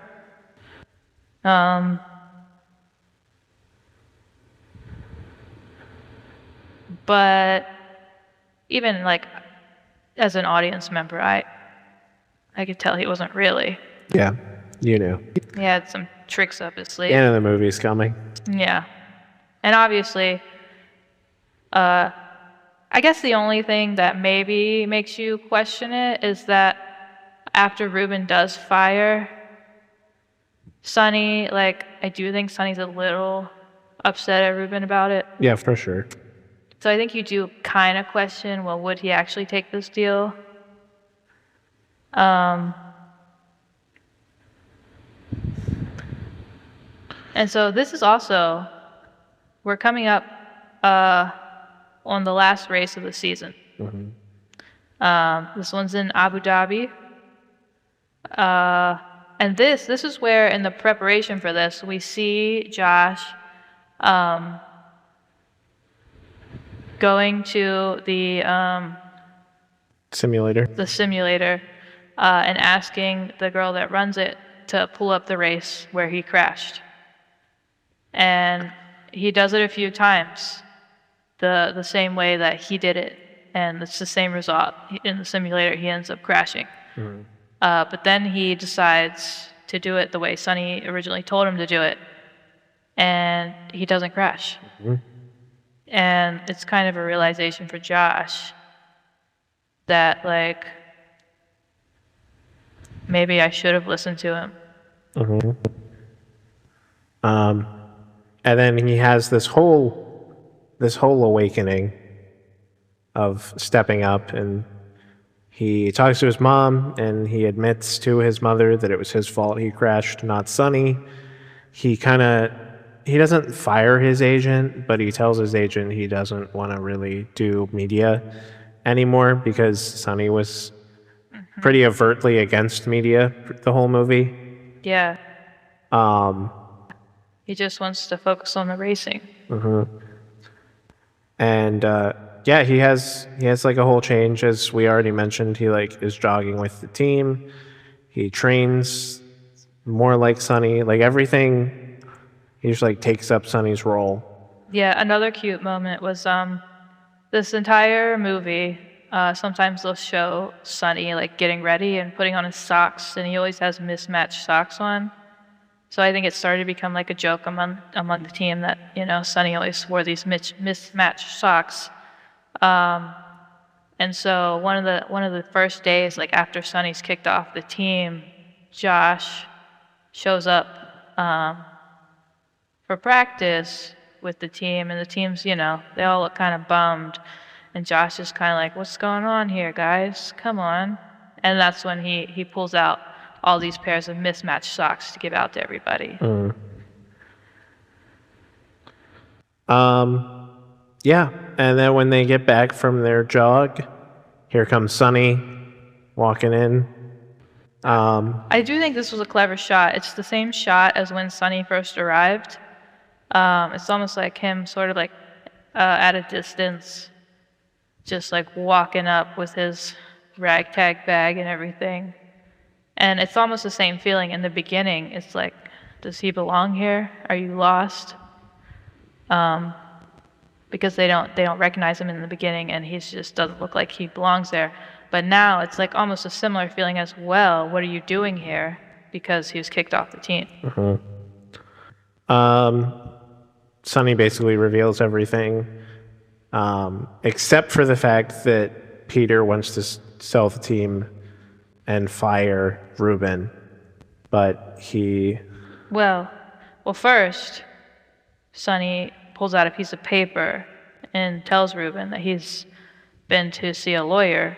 Yeah, I was gonna go there. Oh, okay. You can go there. No, go ahead. Oh, okay. He's been to see a lawyer, the most non-sketchy lawyer ever in Abu Dhabi, I suppose. He phrases it something like that. And it basically just saying that there's no liability to Apex or anything like that. Which doesn't immediately work because Ruben does care for him as a friend as well. Right. I think that was like more, honestly, of Ruben's reasoning of not wanting him to race, like a personal friendship level. He doesn't want to see his friend hurt. But eventually does let him race. Kate is allowed to make the adjustments to the car. And then... Well, I think this was kind of a big line of what ultimately like persuades Ruben. Is Sonny kind of looks at him and says, if me being out in that car is my last moment on Earth, like, I would take it every single time. Because that's how much he loves racing. And I think Ruben is like, well, he's not wrong. Like, at least if something terrible were to happen, at least he would go out doing the thing he loves. And there is like the slimmest of chance still that they could win this thing. That's probably also in the back of Ruben's mind. So I think that's what ultimately makes him say, all right, whatever, let's just do it. So everything's kind of back to normal. Sonny tells Peter he won't be taking the job. In a very humorous way. Yep. Texting him. Yeah, he's Emojis. the middle finger emoji. Yep. And then we start this final race. My favorite thing this final race does is there's a lot of split shots between the two racers. But there's also a lot of wipe shots as like their knuckles when turning the tire would like cover them. When they're turning the wheel, it would like cover the camera. And then when they turn the wheel the other way, it would be the other driver. That was a really cool match cut wipe cut situation. Because they're both like wearing white gloves. So like when one goes to turn, the camera, their fist on the wheel blocks their face. And then when it goes back, oh, we're at the other driver. And so I touched on it before, but like this race for me did not have my heart really racing. Okay, maybe not racing, but like it is like what we've been working towards this entire time. Yeah.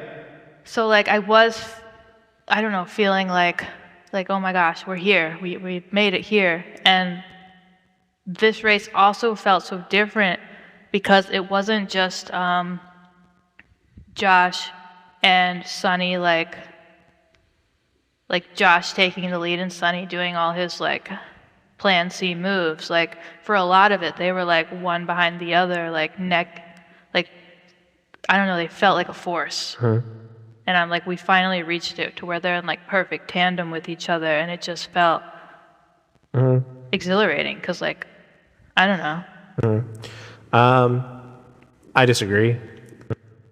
I agree in everything you're saying, but I think all of the drama is just not in it because I don't think there's any doubt in anyone's mind in that theater that one of them isn't winning. This is true. I definitely knew one of them was going to win, but like, and so it didn't feel like didn't feel high stakes. It just felt like, oh my gosh, we finally made it. Like after everything, this movie, like here we are, and they're driving so much better than they've been driving this entire time. I don't know, it just felt good. Maybe not tense, but good.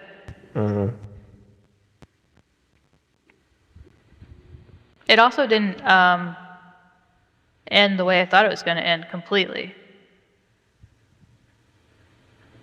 What do you mean by that?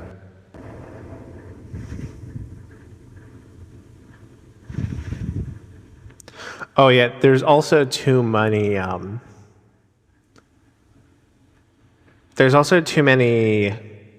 kind of conveniences here, I think, for me.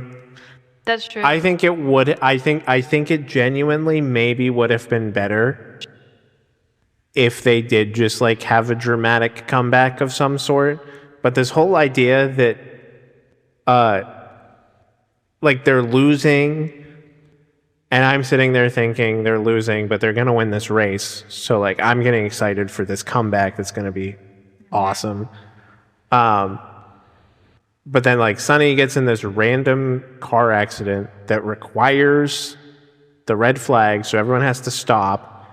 And then they introduce this rule that because they have tires left over from previous races, they're allowed to use that. And this is when Yeah. it was just losing me so much. I will say this last race, I feel like did have more technicalities within it than some of the previous ones. Like certain rules you wouldn't know if you didn't know anything about racing. And they're like reviewing it to see if it was incidental contact. So then I was like, were these reviews done in the earlier race when it was ruled incidental? There was just a lot that I think didn't work for me during this final race. And then probably my hottest hot take is that when I think they choose the wrong time to have Sonny go into his moment. Really? Yeah, because he has his moment, right? He Well, gets wait. No, let me back up. So we get to like we're in the last lap or two of the race, and Josh is in the lead.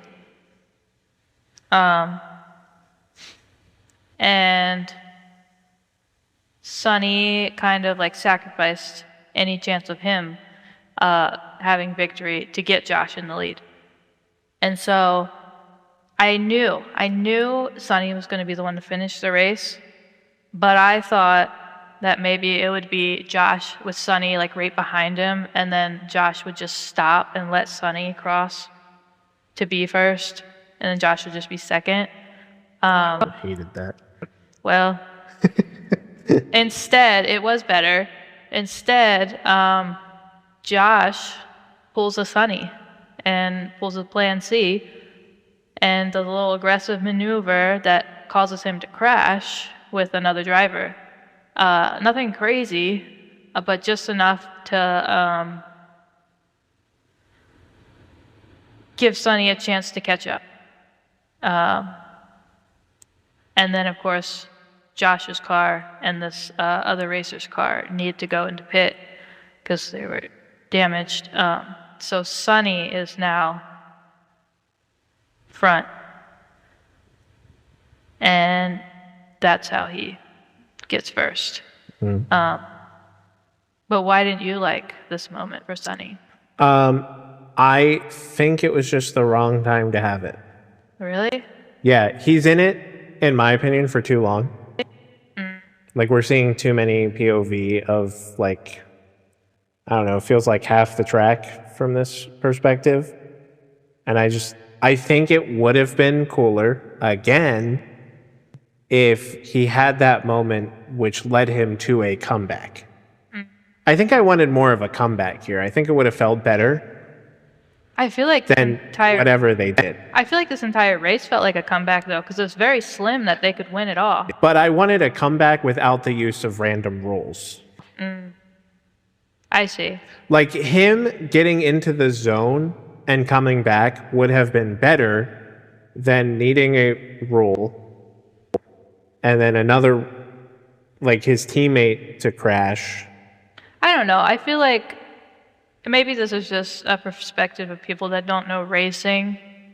Like maybe if you know the racing, maybe this is like, maybe feels more like impressive or something. But I feel like if they already know there is no possible way for them to win, like even if they just drive perfectly, that they still can't win. Like at one point they literally say it would take a miracle or something. Which then they randomly get. Yeah, which I think like literally every single sports or racing movie there is out there, this happens in. I don't know if Gran Turismo did anything like this, though. Gran Turismo, he just won the race, and it was awesome. I can't remember if like before that or something. But still, a lot of sports movies that like are about like overcoming something have that random little thing that like just helps them out. I just didn't like it, personally. I don't know. I would have liked the last race better if it was just a race that they ended up winning That's fair. rather than needing these rules that admittedly I don't understand. I think maybe I disagree with you a little bit on this one though, because I still felt it, and it's still pretty great for me. But Sonny in his like final lap, I think the shots were pretty great. I don't think they were too long. It's just like shows they're a little longer, and this is another instance where the sound cuts really low. It's a great POV shot. Do not get me wrong. Yeah, and It's like just too long of a moment. and you can just see like in this final lap, Sonny is driving perfectly. Like at one point, what's her name? The love interest. Kate. Kate. Okay. Kate says he's flying. And like this, it's supposed to be like this is what Sonny was talking about all along. Like this is why he does it for this exact moment right here, and he finally gets it after everything. And just to clarify, do you think that if he had his moment and passed cars while doing it, it would be cooler?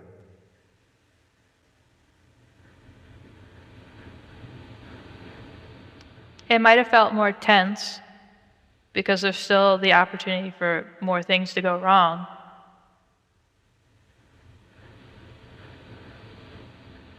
But I feel like they showed those moments when him and Josh were like driving. They were passing cars in the beginning. I'm not talking about tension though. I'm talking about like fulfillment. I don't know. I was fully fulfilled with this. Yeah, I think I would have been more fulfilled if he had his moment and passed cars to become first rather than. But I think that's the whole movie isn't about him. It's about the team. So like they showed that with him and Josh doing it together, and now once they're right on the end, it's like, all right, let's give Sonny his win. Yeah, but it doesn't. To me, it just doesn't work. It legit would have been better. Sure, have Josh crash. Like, I don't care. Have Josh crash. And then Sonny has to step up and have his moment and take the lead and win it for the team. Everything up to this point can still happen. That's fine. It was just underwhelming to me because there was nothing on the road. It was just like the road. And I was like, well, I don't know. It worked for me. that's fine. Not for me, but. Let us know if it worked for you guys. But Sonny wins. And I think because he came in first in this race that they won for the season.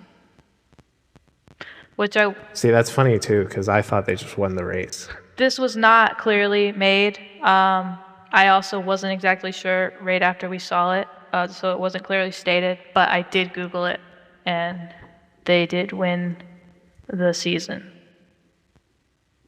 But of course, they win. The team goes crazy. They're all so excited. We see an offhanded shot of the head of the Mercedes team offering Josh a seat with Mercedes, but Josh declines. He is fully Team Apex. I'm a fan of the scenes that show Ben. His name's Ben, right? The dude that's selling the team. Peter? Sure. Yeah, Peter. I was thinking of Banning is his last name. That's yeah. where I got Ben from. Yes. Of Peter like watching and things happening and him trying to react accordingly to like the board. Yeah, the whole But time he hates it. that good things are happening during the race, you'll see like other board members be like cheering, and then there's like this one lady in particular he's with who I think is like with him on trying to sell it, Yeah. and kind of gives him a side eye every time something good happens. And then at the end, she's like, "Well, I guess we call us when you actually can make a deal again."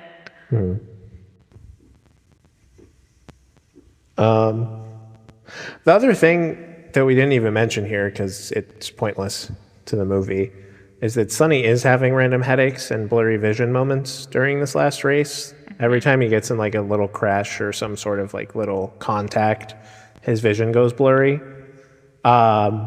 which ends up being nothing at all. Yeah, I agree with this. I also thought that like maybe at the end or something he wouldn't be able to like get out of the car easy or something because like he had just crashed in the race before, but they never really addressed it again. Right. He does leave kind of the celebration early, to which I thought like, oh, something's going on. Yeah, same. I thought maybe he was gonna go and we would like see him wincing in the locker room or something. Yeah, but he just packs up his stuff. Heads to his van. Yeah. He has a little goodbye moment with Kate where they kind of decide that they are going to continue this relationship. But like he's still gonna be his like nomadic lifestyle. Which I don't know that I love, but whatever. Josh says goodbye to him, and Sonny says, like, it's your team now. Good luck. And then he just kind of leaves. He does look at the card in his pocket, though, He does. which drove you insane. It did. I really wanted to know what card it was. I understand that it's not needed, It's not. but What would we have talked about? The symbolism of the card? I don't know. I feel like they could have, because they show him pulling the card out of his pocket and he looks at the card and he smiles. Uh-huh. Why does he smile? Because he won. He smiles because of what card was in his pocket when he won. I disagree. I think that's why he smiles, and I think it meant something to him, and I just want to know, what did it mean? Maybe it was his dad's favorite card, his dad's trick or something. Yeah, but none of that is set up earlier in the movie. So, like, even if we saw it was like the 6 of spades, it means nothing to us. It doesn't matter. Yeah, I know, but they could have elaborated or something. I don't know. It doesn't matter at all. Matters to me, Ian. It's just because he won that he can now know the card that's in his pocket. Why can't I know the card? Because you didn't win. Well, We were not racing. And then it kind of like fades to black, and then, the credits roll. well, there's no mid-credit scene. So all this happens Oh, yeah, before you're right. the credits. That's right. It fades back in, and he's like driving his little buggy on the desert. Yeah, so when, in the very beginning of the movie, when Ruben found Sonny, Sonny was looking through a paper for an ad for Baja drivers, which is a type of like dune buggy racing they do in the desert in like Mexico or Baja, California, probably. That makes more sense. Yep. And Ruben says, "You considering doing Baja?" And Sonny's like, "Maybe." So now, after winning Formula One, what does Sonny do? He goes to race Baja. And he like meets these people that are getting ready for the race. And he's like, I'm here to race. I've never driven. And they're like, "You've driven before?" And he's like, "Nope." And then it cuts to him driving in the Baja. But, Well, you're missing the part that makes it the worst ending I've ever heard. Okay. Ever. Because they ask he's like, well, they're like, how much do you expect to be paid? And he's like, it's not about the money. And the dude's like, what's it about then? And then he just laughs. And then it cuts to black. and then he drives. I didn't think that part was. That's so bad. That's terrible. That's so cheesy. It is, That's but so bad. Him laughing. It would have been better if he didn't laugh. But this whole part should have been cut. It was so ridiculous. It wasn't needed. Again, going back to being needed. I don't understand why it padded time. It was long enough. all right. I guess I will agree with you on this one. It was not needed because obviously we just had this whole moment of him showing us the reason why. Exactly. We did not need to be reminded. It happened like 10 minutes ago on screen. That's fair. He reached that moment. Like, I don't understand. I almost wonder if the scene would have felt better as like a end credit scene. Probably. I would have been less mad if it was a post-credit scene or an end credit scene or a mid-credit scene. Yeah. Can set up F2. Apparently the sequel has been confirmed. Yeah, but it's not going to be called F2. It should be. It's going to be like Formula One, the second something. Which, do you not think that the way this movie ends, having a second movie, ruins it? Assuming it follows all the same characters. I was going to say, if there's a second movie, I think it would probably focus more on like. It would focus more on Josh and like where the team has gone, maybe. Or maybe it focuses on totally new team. I don't know. If it was, I can't see a way in which it focuses on Sonny unless he's just like a random cameo. Mm-hmm. Yeah. Speaking of random cameos, did you see the Chris Hemsworth cameo in this movie? Yes. Random. Yeah, you literally looked over in the theater like, is it Chris Hemsworth? So that pretty much, I feel like we covered a lot. We covered the plot, the characters, a good bit of like the themes and stuff as well. Cinematography and sound. I feel like I enjoyed most of the racing shots. Mm-hmm. Like they're very much intense. Some of them were a little shaky, but I think like that was the vibe they were going for, Mm-hmm. to feel like the momentum of the car and stuff. I think it's cool that they used shots from real F1 in this. I don't know. I felt like it was noticeable though. I don't know if it really blended well with the like fake shots. I do know they also did some new shots with real F1 drivers. Yeah, so they filmed this whole thing during the F1 season. So like I think most of the shots of racing were from F1 races.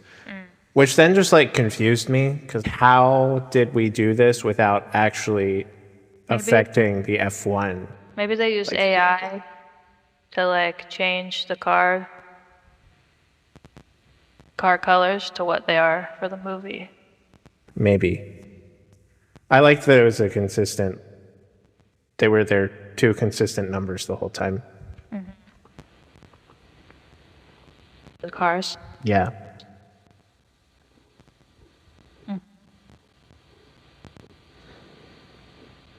Yeah, I feel like we've already said how great a lot of the racing shots were. Mm-hmm. I feel like I'm also remembering like a sunset shot, but like when maybe he was walking or something, Sonny was walking, or maybe I'm thinking of a poster for the movie. Yeah, I don't. Yes, I do remember this. I don't know when it was though. There are a lot of not random. There's some good drone shots, I think. Mm-hmm. of like Yeah. the places that they're racing. So that was cool. Sound. I mean, racing sounds cool. All right. Vroom vroom. No, it sounded fast paced. It sounded good. The soundtrack is Yeah. done by Hans Zimmer. Shout out Hans. If you're listening, we love you. It was pretty good, I think. I think it added a lot mostly to the racing sequences. I didn't really notice it that much during the slower moments. Yeah. Maybe on like, I guess it was still kind of more intense, like scene or like team scenes. Yeah, I don't know. It was good. And he used silence well, as we discussed. So, Yeah, no complaints here. what was your favorite moment as we transition into final scores? My favorite moment would probably be the middle racing sequence or the final racing sequence.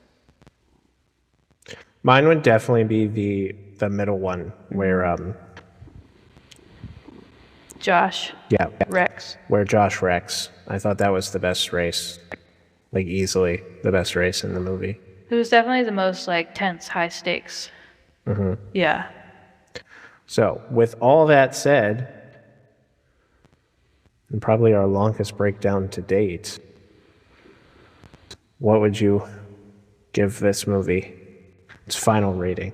I originally gave it a 4. I have lowered it to a 3.5. Oh, okay.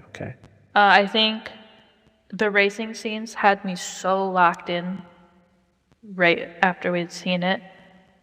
So I think my score is a little inflated because like not even just like attention wise, but like physically, I was locked in.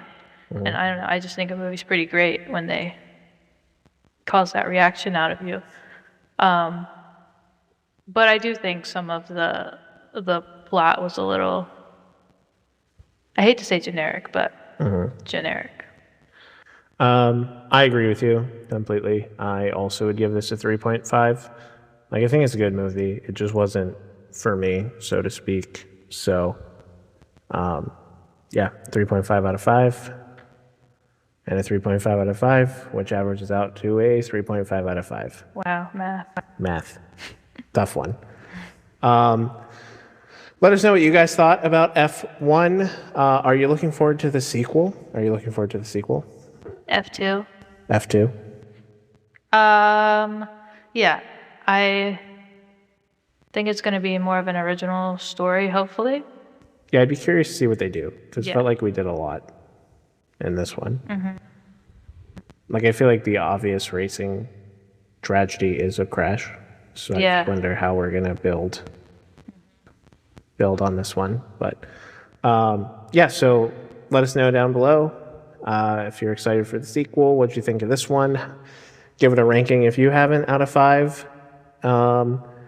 And while you're doing that, we're going to move on to a quick little mini review of Ironheart.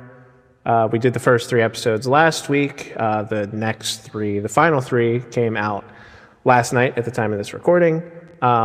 So the full series is now out. Allison, what did you think of Ironheart as a whole?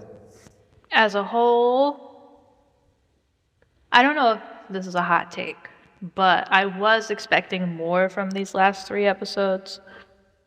Like, ultimately, what we get, I'm still intrigued by, but I don't know. It wasn't as, like, mind-blowing as I was maybe hoping for.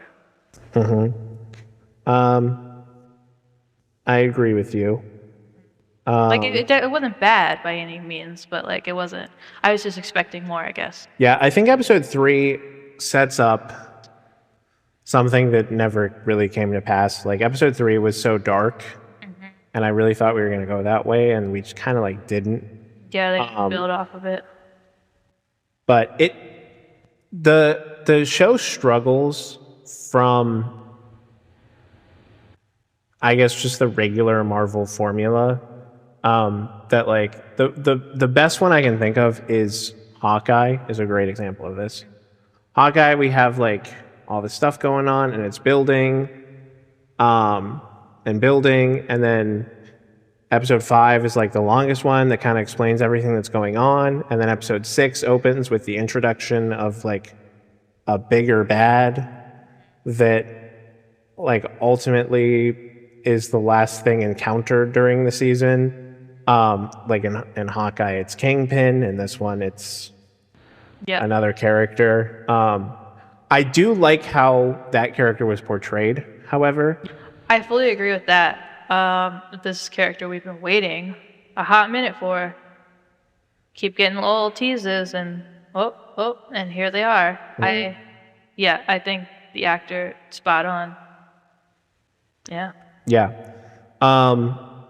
He's probably the best part of the show, which is bad because he's only one episode. And it's not his show. I will say, I will give credit where credit is due. The ending, how they chose to end this show, is really ballsy and not very Marvel. Mm-hmm. At least the Marvel Cinematic Universe. So I do tip my cap to them for that, because I think that was a... Yeah, it's definitely going a way I didn't think it was going to go. Yep. Sorry. No, you go. I think the question that remains now is if this will actually ever pay off, or if we're just going to have this lingering thread forever. Ironheart is one of the last shows that kind of had their old formula going. It's also the last thing for Phase 5. Also the end of Phase 5. So moving forward, we should have some of that classic Marvel people think of when they think of Marvel. Yeah. So... But I've also heard it ties straight into Doomsday. From Ryan Coogler himself. I think Ryan Coogler was teasing that it may head into Doomsday. The only reason I'm hesitant is because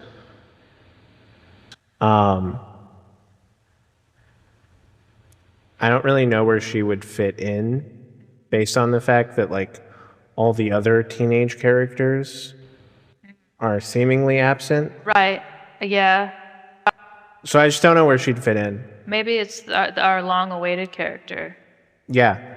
I mean, as we know, more characters will be announced. Kevin Feige has made that clear. So we'll see. I'm worried that if her next thing is Doomsday, then we have this other plot line supposedly in Doomsday that could potentially overstuff an already overstuffed movie. So that's interesting. That would just be an interesting thing to watch. But yeah, I think the ending's the best part, unfortunately. Yeah. I know last episode I mentioned my boy Joe.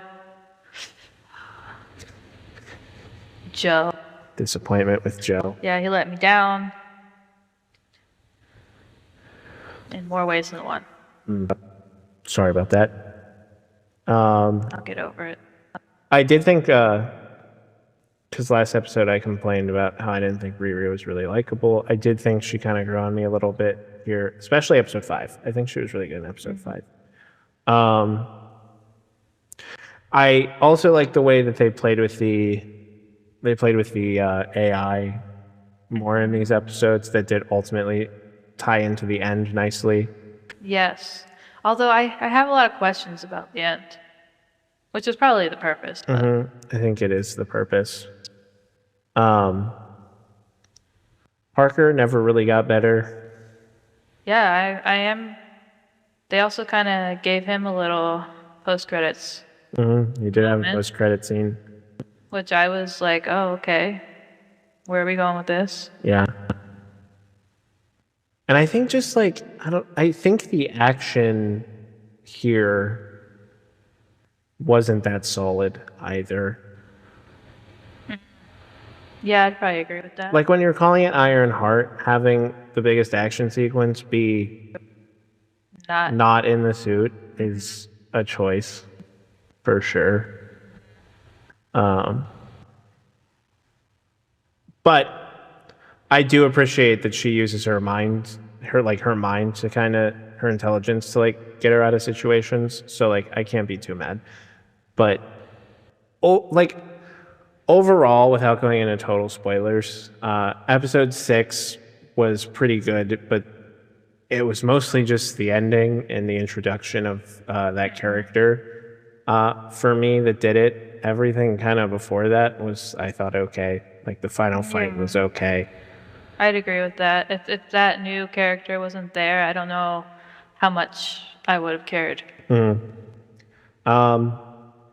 So like overall on the show, I think it's good. I think it's a fine watch. It's better than Secret Invasion for sure. Oof. Yeah. Probably better than like What If. I don't know what else. I want to talk about one thing real quick. This is, I don't know, maybe minor spoilers. I'm seeing some people that say for some reason their suspension of disbelief has been ruined by Riri building a new suit out of car in just a couple days or a week or whatever it was. And I just like don't buy that because you bought that Tony Stark built his suit with scraps of metal in a cave. So I would just like to point out that doesn't make sense. Also, it's been well established that Riri is like super intelligent. Super smart. Like this isn't like your average person deciding to do this. Yep. I also did like I like the introduction to magic.